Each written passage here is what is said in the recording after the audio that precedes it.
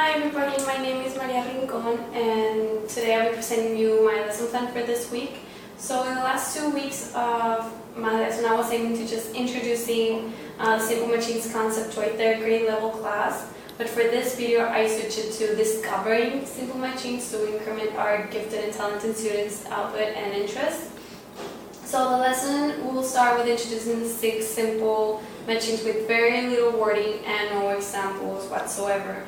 So I would have a slide ready with the simple machines. I would say wheel and axle. An axle is a rod that goes through a wheel. Inclined plane, flat surface that is higher at one end. Lever and fulcrum, a board or bar that rests on a turning point. Pulley, made up of a wheel and rod. Screw, it winds up around a nail. Wedge, simple machines to pull 2 things apart. And since now I don't have, the reason I decided to put less wording and no examples is because I want the students to make a mental image of the simple machines and how they should look like. Because after the explanation is over, every student will be encouraged to go on and find the different kinds of simple machines found in the classroom and in their environment. The teacher can also choose to leave different objects that serve as simple machines examples, such as jars and light bulbs, or the screw, or I found this little thing that can serve as a wheel and an axle, a nail clipper as the pulley, and last time I used knives and forks, but I found this cake cutter, so they can see how it is a wedge and they can serve to cut things apart. It's a lot more safer. So after they find all these objects around the classroom, then we can move on and give a little bit more explanation of these simple machines and how they work.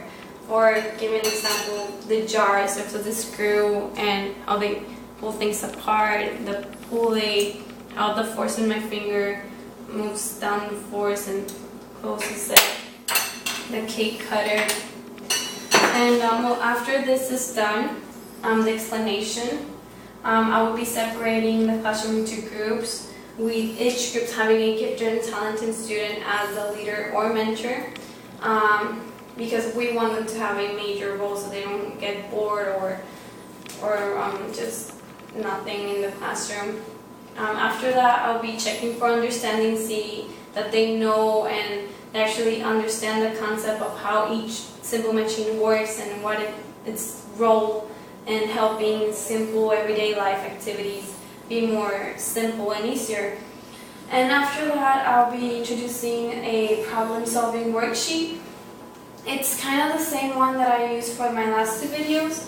So for this one, how would you move an elephant from one place to another? And again, I listed all these simple machines right here because I want them to pick one and explain how they would use it to move the elephant. And I put all of them because I want them to rationalize that not all the simple machines serve the same purpose in every situation. So for example, the screw would not be usable in this situation. So after the children finish the worksheet, and I would introduce a do-it-yourself activity that would follow the simple machines, because they would be creating their own simple machine. And assuming that the children use the right machine to move the elephant and from one place to another, the materials provided for the do-it-yourself simple machine will serve for creating pulleys, inclined planes, levers, and cars. So the materials should be sufficient for each group to create one simple machine. For example, there should be 3 groups, there should be materials to build 3 pulleys, 3 levers, and etc. And a load. A load would be provided to each group so that they can move the load from one place to another and show everyone how their simple machine works to move the load in a simpler way. So you can explain how each machine should be assembled, and the children would be doing them by themselves.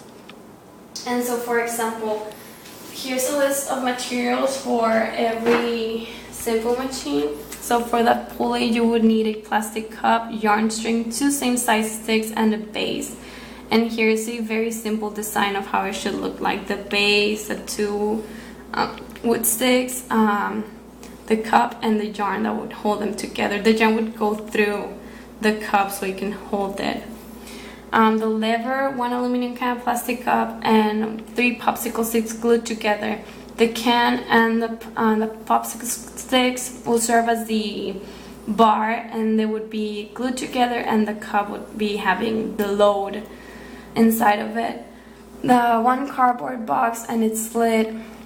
The box and its lid, the lid would serve as the bar, and the box would be serving as the ending point, and a cup would be holding the load. The cart would be 8 regular pencils, 2 yarn strings, and 1 plastic cup. The yarns would be holding the pencils together at each end, and the cup would be holding the load. I will later show how it works out. And so here I have some examples of how they should look like. Well, here's the aluminum cup and the cardboard box that I grabbed from the pencils, and here's the lever. Super simple to make, but the fun part would be that the children should manage to put the load here and move it instead of falling sideways or anything like that. Here's the box with the lid serving as inclined plane. I would usually cut it as of right here so it ends like that. For the sake of this video, I'll leave it like this. The pencils, here it is. As you can see, this is the cup holding the load, and now they can move it around like this. Thought it was pretty interesting. It was the first time I saw a woolen axle represented this way. And for the pulley, what it should look like, the base would be right here. I don't have one right now, and I'm so sorry about that. But the reason I wanted to make this, because the force of their fingers or hand would be moving the pulley, and with the base stuck, they will be able to move the load everywhere they want. And, sorry.